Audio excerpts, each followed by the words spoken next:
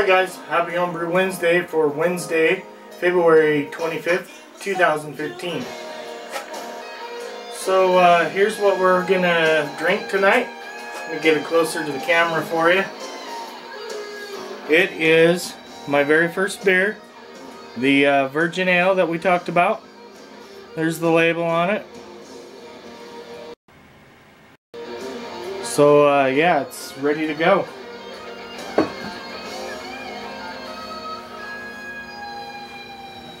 So let me get a glass and we'll crack this open and give her a sample. Okay, so it's been in the bottle for 2 weeks as of today. So hopefully it's carved up and ready to drink. Yeah, a little bit of hiss, a little bit of smoke there. Smells delicious. Go ahead and give her a pour here.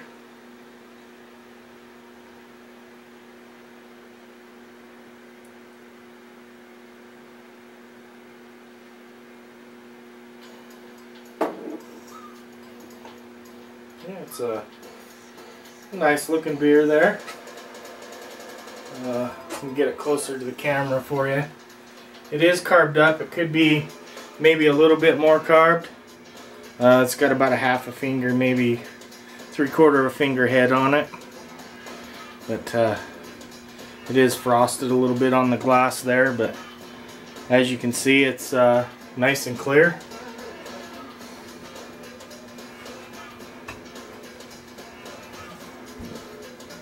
Yeah, I might could use another week in the bottle or so, just to carve up just a hair more. But yeah, it's looking nice. It's got some good steady stream of bubbles coming up there.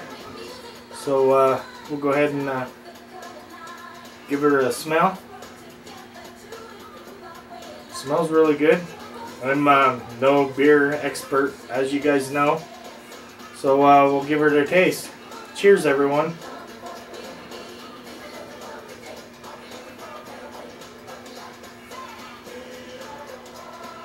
Yeah, that's a good beer. I'm actually really happy with that. Could have a little bit more carbonation. Maybe I need to adjust the amount of dextrose I put in. Maybe it just needs a little longer. We'll see in a week or so. But yeah, it's a good tasting beer. It's got a little bit of bitterness to it. Not too much. It's really good, guys. Cheers. So off camera I drink a little bit more. The carbonation's definitely dying down a little bit. I wish it was a little bit more carbonated. Like I said, it's been 2 weeks. Maybe it needs another week longer. We'll see in some time. I don't know. You guys know better than I do. I think, if I remember right, I added 3/4 of a cup of dextrose to prime it with in a 5-gallon batch. Is that the right amount? Does it need another week? I don't know. Maybe you guys can answer that for me. So if you'd like, put some comments down below. Maybe give me your opinions on that. And the next batch we'll change it up if we need to. And maybe, like I said, maybe it just needs a little bit more time. Maybe it's a little bit cooler because it's winter time, so it needs another week. But as far as the taste, it's a really good beer, a nice sessionable beer at 4.6%. Next time I might up the alcohol a bit in it, just to get it a little higher, but really it's a really good sessionable beer. I'm really happy with it. Okay guys, on with the rest of what this week's Homebrew Wednesday is about. I did get a chance to do some brewing over the weekend finally. I had both Saturday and Sunday off, so I went ahead on Saturday and threw together another batch of cider because I'm almost out of my cider. So I went ahead and threw another batch of it together, so here's a little bit of footage from that.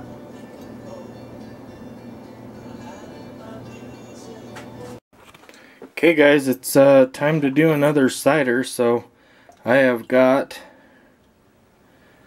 12 cans of apple juice and some warm water here in the sink to defrost.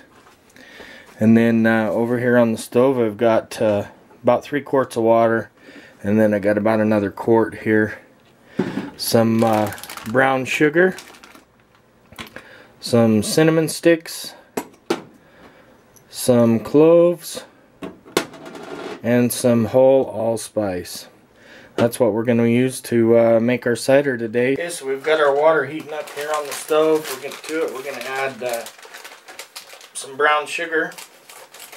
So I'll just cut the top off of that and dump that down in there. We want this to dissolve real well, so we'll heat that up. We're not going to boil it, but we're just going to get it up to just under a boil and melt those sugars in there real well. I'm going to add 2 pounds of brown sugar to start with, and then once we get our juice and everything, we'll check our gravity reading, and if we need to, we can add some more at that point, but we're going to start with 2 pounds. I want it to be around 1060 on my hydrometer reading, so we'll see where that gets us. Okay, and then to my boiling water, I'm going to add some cloves. 3, 4, 5, 6, 7, 8, we'll call that good. 8 cloves. We'll do 3 cinnamon sticks. And probably 5 allspices, depending on how big they are.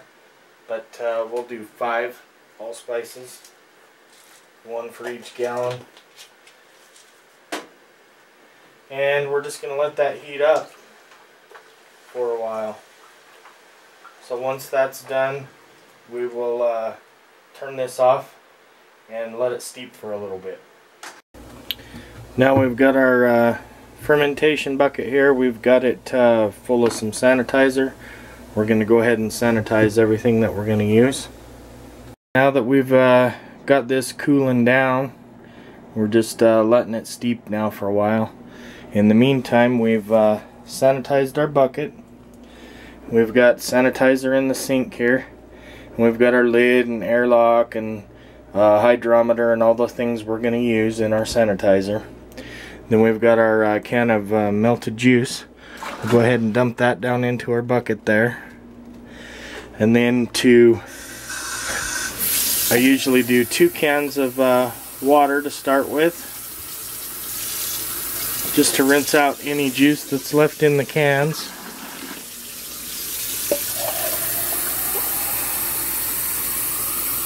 Go ahead and dump 2 cans of water down in there. This is just cool water. And we'll go ahead and do that with the rest of our cans, and we'll be right back.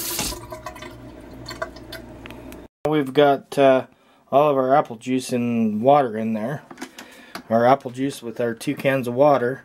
We're going to go ahead and mix it up real good and give it some air.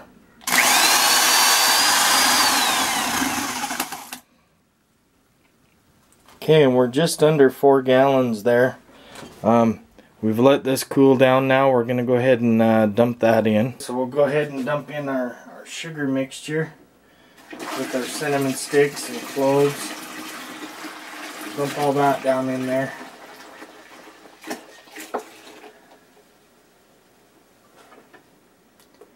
That's going to give us just under 5 gallons. We'll go ahead and rinse the pan out with some cool water and dump that in also. So now we've got some cool water in the pan. We'll go ahead and dump that in there. And we'll get our mark up to the 5 gallon mark. Okay, now we've added everything in here. We're just above 5 gallons on the bucket. We're going to go ahead and mix it up really well.